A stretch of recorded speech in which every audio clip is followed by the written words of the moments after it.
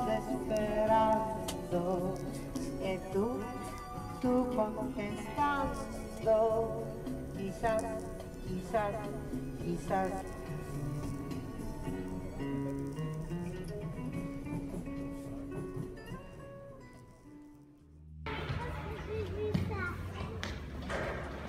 Alors, je suis Ardif, donc je suis un street artiste parisien. Ça fait environ 1 an et demi que je colle dans les rues de Paris, et puis un peu partout dans le monde maintenant. Et voilà, mon travail est un peu visible sur les murs principalement de la capitale. Et c'est un travail donc d'animaux mécaniques, les mécanimals comme je les appelle. Donc, alors pour la technique, en fait, je dessine à la main, donc au feutre fin.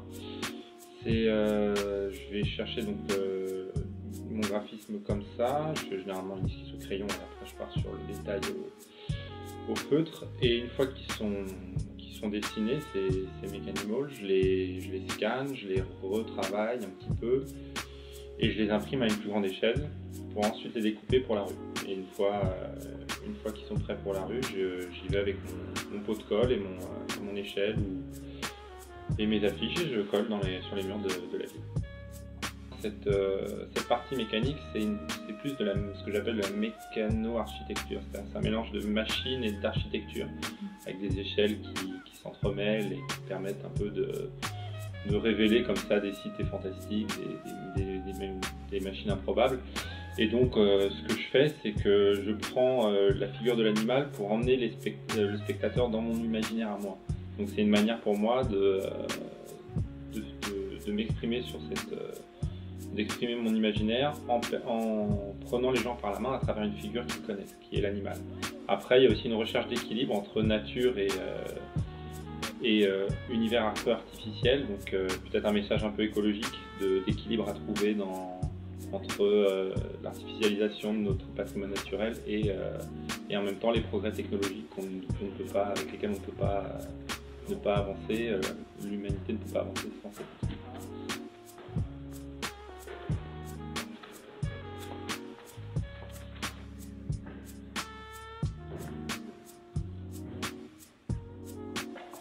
Ce serait dur de donner une définition précise du street art. Par contre, pour moi, je pense, avant tout, c'est de l'art pour tous. C'est-à-dire vraiment, c'est l'art de la rue, donc l'art ouvert à tout le monde, sans intermédiaire de galeries, de musées, sans un vernis qui demanderait des codes. Voilà, c'est ouvert à tous, à la fois aux créateurs et aux spectateurs. Donc vraiment, c'est le musée à ciel ouvert, c'est cette expression qui est ouverte à tout le monde et que tout le monde peut interpréter à sa façon.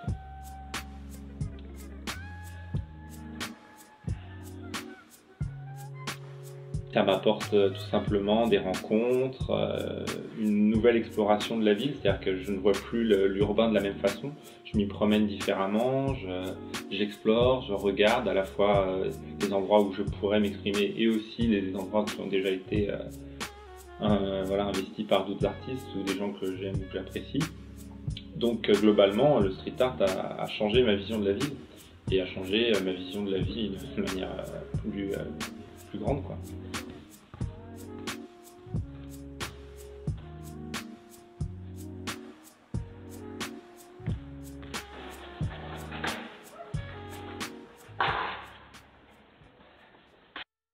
Quand j'appuie sur... Ah putain, ça filme, c'est bon. Ça y est, ça a marché. Il y avait un truc que j'ai fait et genre... c'est bon, ça filme. Merci.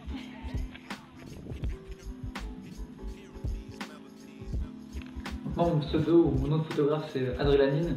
C'est un peu un jeu de mots avec adrénaline, avec les lettres inversées. En fait, pour moi, le travail, c'est en plusieurs étapes. Avant d'aller sur l'endroit, et ensuite, il y a ce qu'on fait sur l'endroit.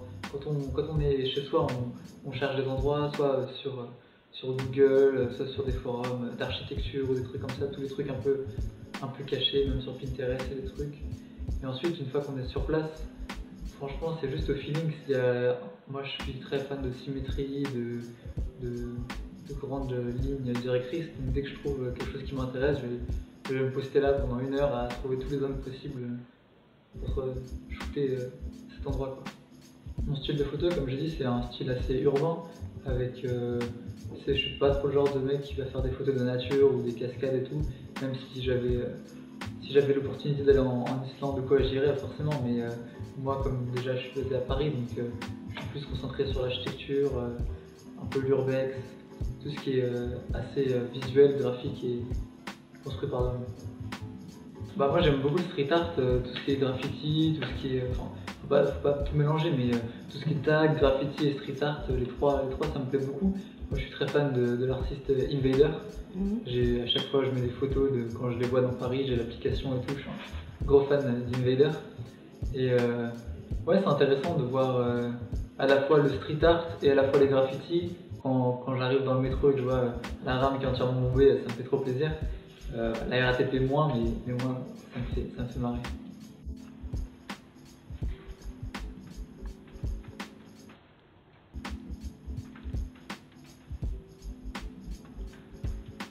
Le street art, c'est l'art qui est dans la rue, pas de la rue. Les panneaux, les peintures, les trucs, tout ce qui est l'art dans la rue.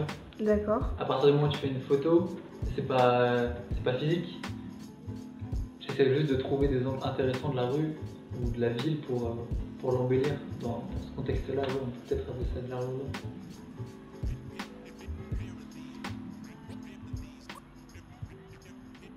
Ça, c'est pas trop prêt. Non, tranquille. Ça, t'es pas gêné? Faut calme, hein, je suis masqué.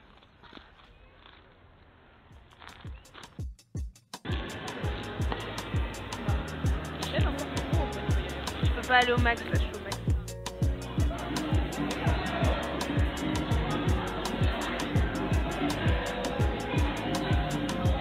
Moi je m'appelle Yasmine, j'ai 19 ans, je danse depuis que j'ai 9 ans. J'ai commencé par le modern jazz, puis après j'ai fait du hip-hop. Et voilà. Moi je m'appelle Kenza, j'ai 20 ans. J'ai commencé la danse à 14 ans et j'en fais toujours.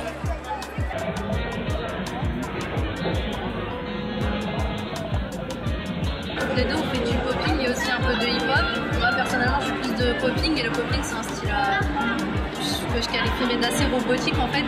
Parce que comme vous avez pu voir dans nos petites démos, c'était beaucoup de trucs assez carrés, robotiques. Contractés. Ouais, voilà, contractés, saccadés aussi.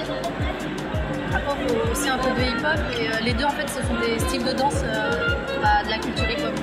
De base on s'est inscrit dans une association, l'association Tempo, c'était une petite association de notre ville et après on a découvert plusieurs styles. Moi comme j'ai dit j'ai commencé par le modern jazz puis après je suis partie dans le hip-hop et on a eu un prof de danse franchement super quoi, il n'y a pas d'autre mot. Très top, ça s'appelle Pascal Luce. Voilà. Et voilà, c'est grâce à lui si on a ce niveau aujourd'hui. La danse hip-hop, c'est une partie. Ouais, voilà, c'est relié, c'est juste une petite minorité de la culture hip-hop et la culture hip-hop, je pense qu'elle est reliée à l'art urbain.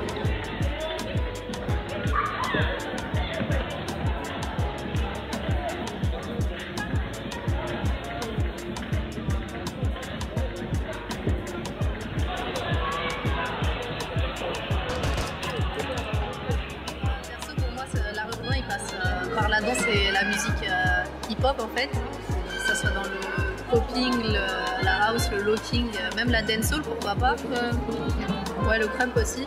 Et en ce qui concerne la chanson, c'est plus le rap et le slam je dirais, et street art aussi pourquoi pas